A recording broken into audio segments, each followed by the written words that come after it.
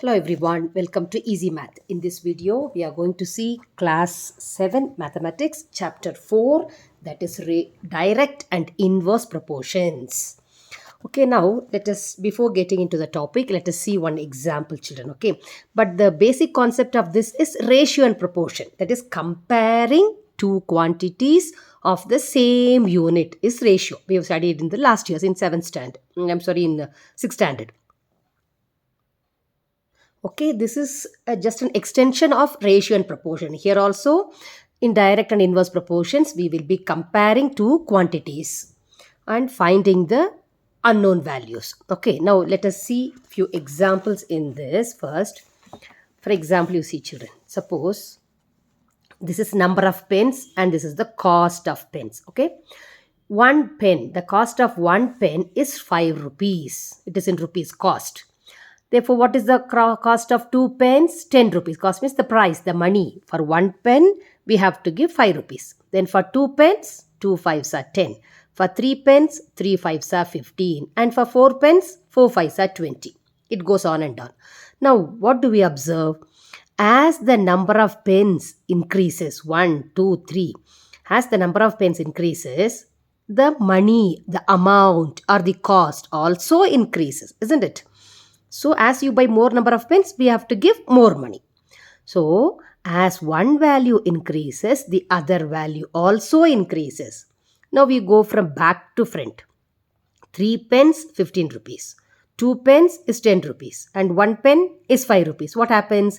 From more pens to you go to lesser number of pens, the amount also decreases. Isn't it? Amount also decreases. So either both the values increase or both the values decrease. So both the values increase or decrease in the same ratio. This is very important, in the same ratio.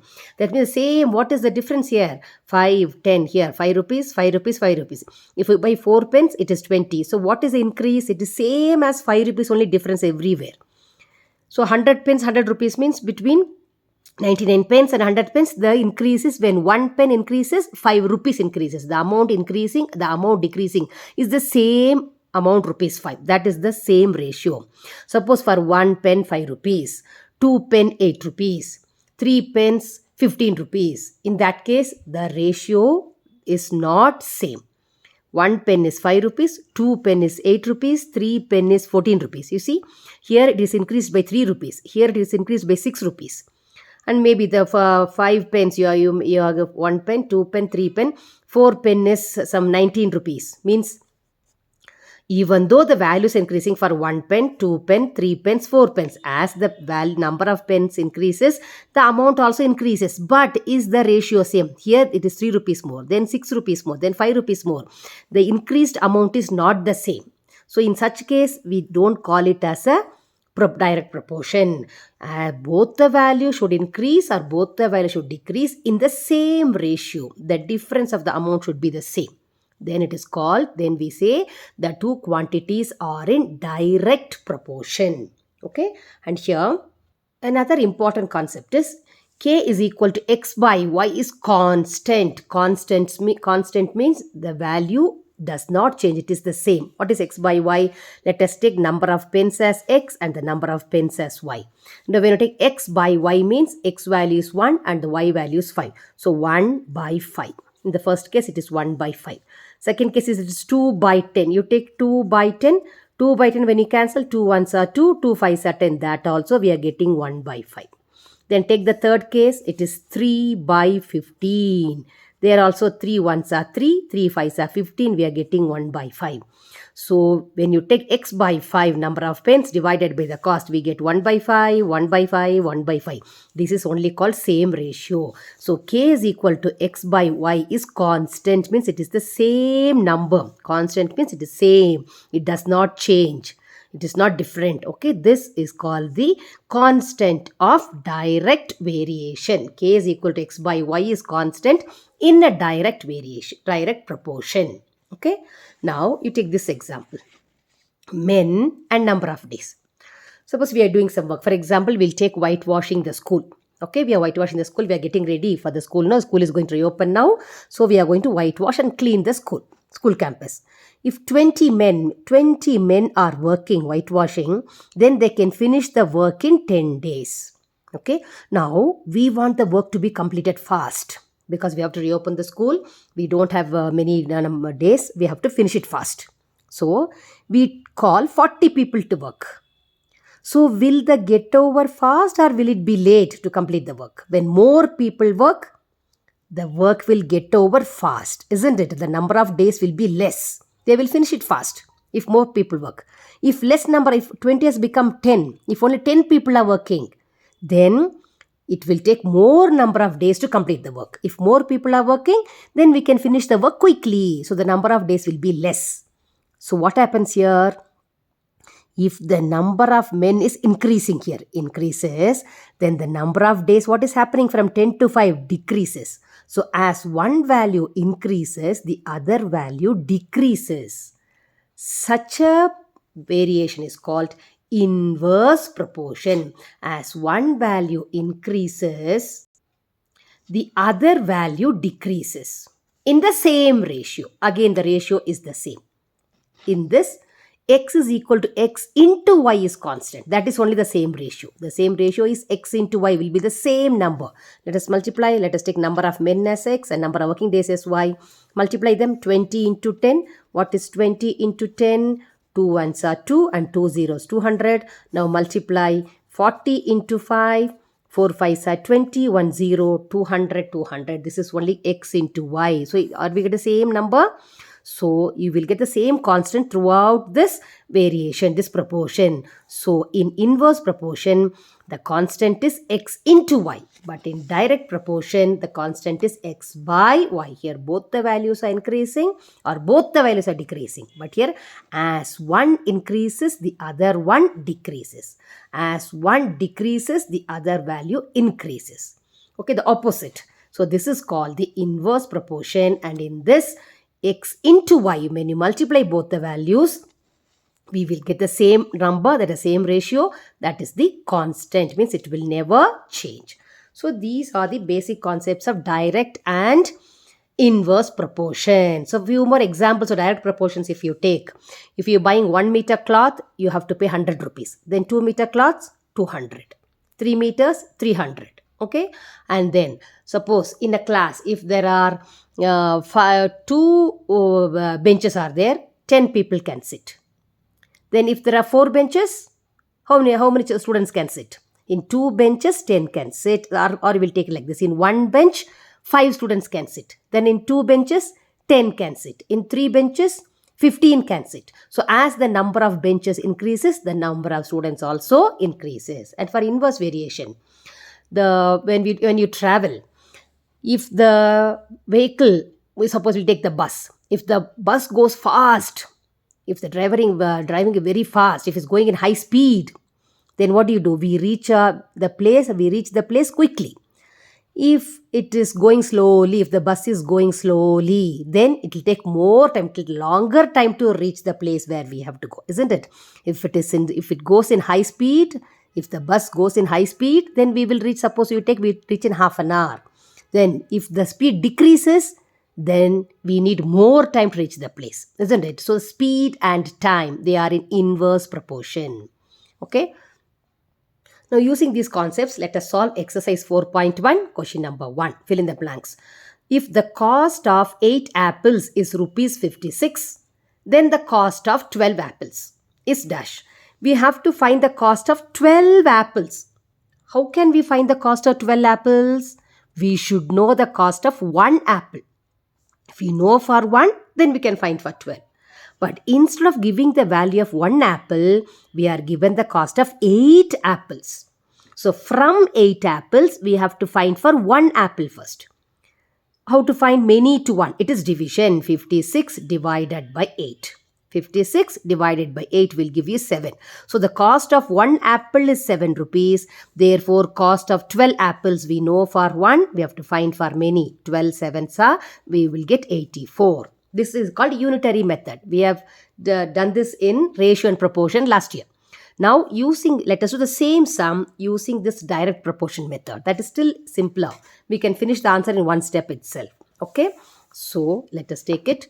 first you should find out the two things. Find out the two headings or the two topics we have. What is given, the two topics given in the question. What are the two things given? Apples and the cost and apples. These are the two measures we have, two quantities we have, cost, another one is apples. So we let apples and cost. Apples is first quantity and cost is second quantity. For 8 apples, number of apples 8, we have to pay 56 rupees. 8 apples, 56 rupees. Therefore, for 12 apples, what amount we have to pay, we don't know. So put it as X. We have learnt algebra, isn't it? Algebra, we use the English alphabets to find the unknown value. We don't know. So there you put, instead of putting dash or box, we put an English alphabet from A to Z. You can use anything. I have used X here. So cost of 8 apples is 56 rupees. We have to find the cost of 12 apples. Now let us first, we have to check what kind of proportion, whether it is direct or inverse. See, 8 apples 56. Therefore, for 12 apples, when you buy more number of apples, definitely you have to give more money, isn't it? When the number of apple increases, the amount also increases. So, when one value increases, the other value also increases. So, it is direct proportion. So this here is the concept, mathematical concept we are using. If it is direct concept, we use direct proportion, we use one concept. If it is inverse proportion, we use another concept. Only this you should remember.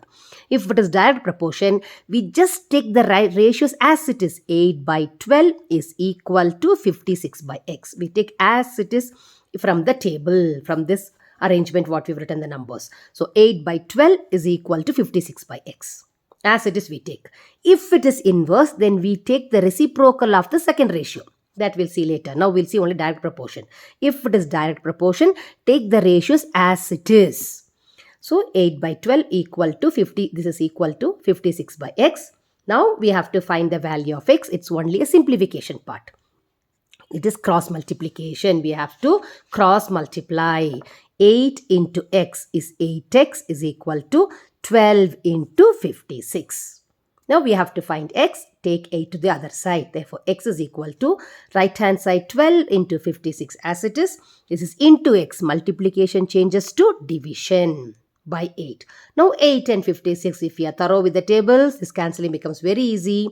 Cancel 8 and 56. 8 ones are 8. 8 sevens are 56. Now X is equal to denominator, we have cancelled everything. So multiply both the numerators. 12 sevens are 84. Therefore, cost of 12 apples is 84 rupees is the final answer. Okay. So as you do few more sums, you will understand this concept better. We'll move on to the second one. If the weight of one fruit box is 1/2 kg, that means 3.5 kg, then the weight of 6 such boxes. See, this is very simple. It's a direct question. You are given the weight of one fruit box. We know for one, we have to find for many 6. So when you know for one and find for many, it is direct multiplication. 1 to many is multiplication. So it is 3/1/2 into 6. We can do it directly. What is 3/1/2? It is mixed fraction. Convert into improper. 3 2s are 6. 6 plus 1, 7. So it is 7 by 6 is the weight of one fruit box. Therefore, we have to find the first 6 such fruit boxes. So you cancel 6 and 6. What do you get the answer as? It is 7 kilograms. 7 kg is the answer. It is directly we can do, because to find for 6, we should know for 1. It is given for 1 only here. One fruit box is 3/1/2. Therefore, for 6 boxes. So, convert this mixed into improper, then into 6. Cancel 6 and 6. We can put by 1 and the left number is only 7. So, weight of 6 boxes is 7 kilograms. Okay, it's a direct one. Then, a car travels 60 kilometers with 3 liters of petrol. If the car has to cover a distance of 200 kilometers, it requires dash liters of petrol. It has only 3 liters petrol. If it has 3 liters petrol, we can travel 60 kilometers. Now, we want to travel 200 kilometers, more or less. Yes, we have to travel from 60 to 200. We have to travel a long distance. Then, how much of petrol is needed? Do you need more than this or less than this? More than 3 liters or less than 3 liters? We want to travel more distance, longer distance. So definitely we need more quantity of petrol. So to find for 200 kilometers, first of all, we should know for 1 kilometer. If you know or 1 liter petrol or 1 kilometer, to travel 1 kilometer, how much of petrol is needed, so that we can find for 200 kilometers. So let us write the two quantities. Which are the two quantities here? Kilometer is one quantity and liters of petrol is the second quantity. So kilometers means what? It is distance. So the two measures are distance and petrol. Distance and petrol. You should understand that. You should identify first. What are the two measures you should identify? So 60 kilometers, nothing but the distance traveled by the car. And to travel, we need petrol. So that is the quantity of petrol we need. So distance and petrol, we'll write. The two measures are distance and petrol. Distance is given in kilometer km and the petrol is given in terms of liters. L. Km for kilometer, L for liters. So 60 kilometers, in 3 liters of petrol, you can travel 60 kilometers. Therefore, to travel 200 kilometers, what amount of petrol you need? If the distance is increasing, definitely you need more quantity of petrol. So petrol is also increasing. So what proportion is this? It is direct proportion. So direct proportion, we have to write the quantities as it is. 60 by 200 is equal to 3 by x. Now cross multiplication. 60 into x is 60x is equal to 3 into 200. Now we have to find the value of x equal to multiply 3 into 200, write as it is, so that the simplification becomes easier. Divided by into x becomes divided by into 60 becomes divided by 60. Now cancel 0, 0. 3 ones are 3, 3 twos are 6 and 2 and 20, 10 times. So x is equal to 10 liters of petrol. How many liters of petrol we need? 10 liters we need to travel 200 kilometers. So if the distance increases, petrol is also increasing. So it is in direct proportion. Write the quantities as it is and simplify, you get 10 liters of petrol. So in the next one, if 7 meters cloth costs rupees 294, then the cost of 5 meter cloth. So which are the two quantities here? Cloth and the amount, the cost. Cloth and cost. 7 meters, 294, 5 meters we have to find. So 7 meters is what? It's the cloth is the first quantity and the cost, the amount or the cost is the second quantity. So we have cloth and cost. 7 meters cost 294, therefore 5 meters. So if you buy less cloth, then we have to pay the quantity of the length of the cloth is less, the meters it is less, then we have to, the pay amount will also become less, isn't it? When you buy more, we have to pay more. When you buy less, we have to pay less. So as the length of the cloth decreases, the cost will also decrease. So both the values are decreasing. So it is what proportion? Direct proportion, because both the values will decrease. As one decreases, the other also decreases. So write the quantities as it is. 7 by 5 is equal to 294 by x. Now simplification, cross multiply. 7 into x, 7x equal to 294 into 5. What is the next step? X is equal to 294 into 5 divided by into 7 becomes divided by 7. Now 294 and 7 can be cancelled by 7 tables itself. 7 4s are 28. After 28, 1 is the remainder. In 14, it goes 2 times. So it becomes x is equal to, what is 42 into 5? 5 2s are 10, carry 1, 4 5s are 10, 4 5s are 20, 20 plus 1, 21. So you get only, you need to pay just 210 rupees only.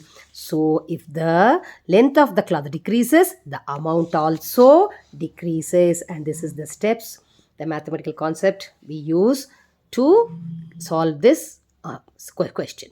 Okay, we'll move on to the next one. Look at the next one. It is, if a machine in a cool drinks factory fills 600 bottles in 5 hours, then it will fill dash bottles in 3 hours. So in 5, if the machine works for 5 hours, it can fill 600 bottles of cool drinks. Then if it works for 3 hours, how many bottles it can fill? So which are the two quantities here? Bottles and hours. Bottle 600 is bottles, 5 is hours. So the two measures are bottles and hours. Okay. So we'll write the headings as bottles and hours. In 5 hours, it can fill 600 bottles.